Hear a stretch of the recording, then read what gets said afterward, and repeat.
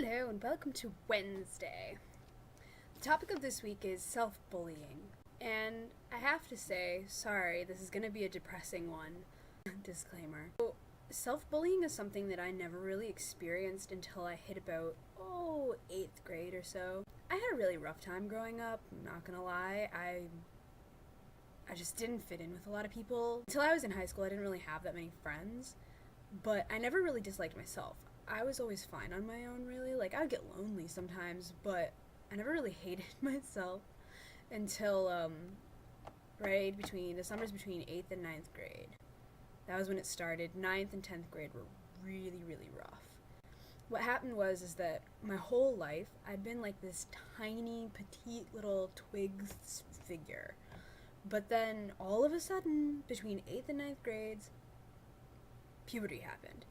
Puberty's rough for anybody, but for somebody who, doesn't even always identify as a girl, to get boobs, and not only get boobs, but get really big boobs, was extremely, extremely, extremely traumatizing for me. I feel sorry for girls in general. Like, I'm sure guys have problems with puberty too, like cis guys, but going through a puberty as a girl, a cis, yeah. I mean, you're growing hair places, you're like bleeding from places, and you're gaining weight because your like hips are doing things, you're growing breasts. It's just awful. It's absolutely awful. For me, it was like really awful because A, I get really bad cramps. B, I grew extremely big boobs, and C, to compensate for that, I gained a lot of weight. I'd always eaten what I wanted, and all of a sudden I couldn't do that because it would just stay on me. So I was a very unhappy little 13, 14-year-old. Oh, and also because of my breast size, and because it runs in my family, I also sweat quite heavily. So there were all of these things that were just flipping awful, and so I was a really, really unhappy camper for at least those 2 years, and I struggled with it for longer than that. I'm still working on it. But now that I can bind, I feel loads better, and I've also gotten a prescription for my sweating thing too. That helps. Anybody who has that problem, dude, I flipping feel you. It sucks, but if you do have that problem, I would try to get a prescription for Drysol, because that stuff works. Like, don't worry about prescription deodorant. Don't worry about that. That didn't work for me. So, try to get Drysol. I can't even tell you how many times I've cried about how fat I felt like I was, which I wasn't, if I showed you a picture. Matter of fact, I'll put a picture right here.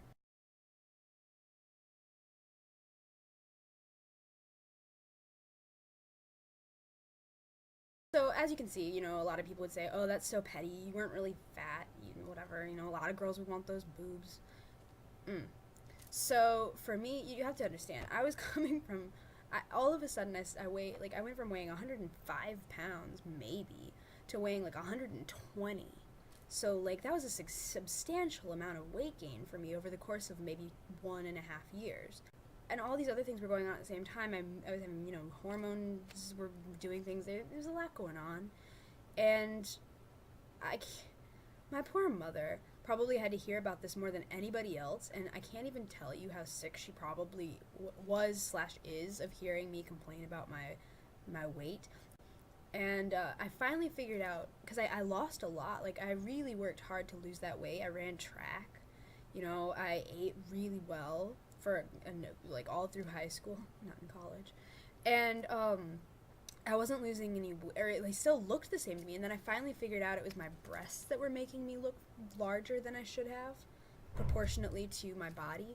And so I went through I can't even, a bajillion bras trying to solve that problem to get them just to pull them up. We finally found these things that were supposed to, they were for your back, for your posture, because having larger breasts and you're on a smaller frame, you're gonna hurt your back.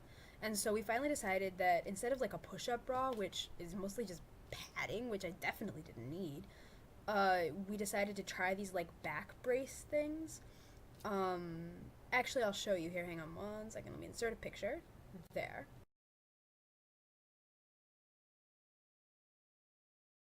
What it does is it comes line, your bust line, and it just lifts them up and in. It does exactly what a push-up bra does, except it's for if you already have the boobage, you just need it up. But once I put it on backwards and I saw you could use it as a binder, that was the last time I ever wore a bra. And have not worn a bra since then. Except for like a couple of random occasions. No. And I've been way happier. Like as soon as that happened, my stress level just went and all of a sudden shopping for clothes, which I love to do, was so much more fun again. It was great. And I'm still kind of in that phase, although I have to say that I've gotten to that point where, and I'm sure a lot of trans guys, maybe bigender guys too, you could relate to this, where it's never flat enough. And I mean, I really shouldn't complain because I've knocked my boob size down like by 3 cup sizes or something wearing a binder. But like, an A is just, it's still too big. Breast reduction surgery is probably in my future, much to my boyfriend's chagrin. Yeah, so that's basically my history of self-hate, as far as that's concerned, self-hate, self-bullying. I was probably the meanest person to myself. I had people who bullied me, you know, granted in elementary and middle school. Nobody bullied me worse than I did. And I still probably am my harshest judge, because now, of course, it's like, how flat does it look? And no matter what anybody else says, it's always never right to me.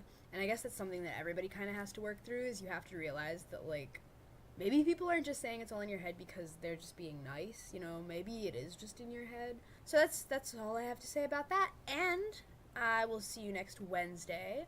Oh, and also, so I DJ on WCBN, which is 88.3 if you're in Michigan, in the Ann Arbor area, or you can stream it online at WCBN.org.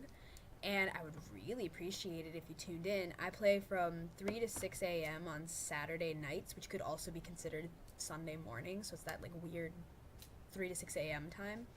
You should tune in, and I play loads of really cool stuff, a lot of German rock, but lots of other stuff too, and I do pop, you know, whatever. So yeah, you should tune in, give me a call. I'd like to have that. That'd be great. It would look really good on to my bosses, so do that. And until I see you next Wednesday, have a great week. Hey, and everybody else, you've been making really great videos. I've been really enjoying watching them, so keep up the good work. All right, later.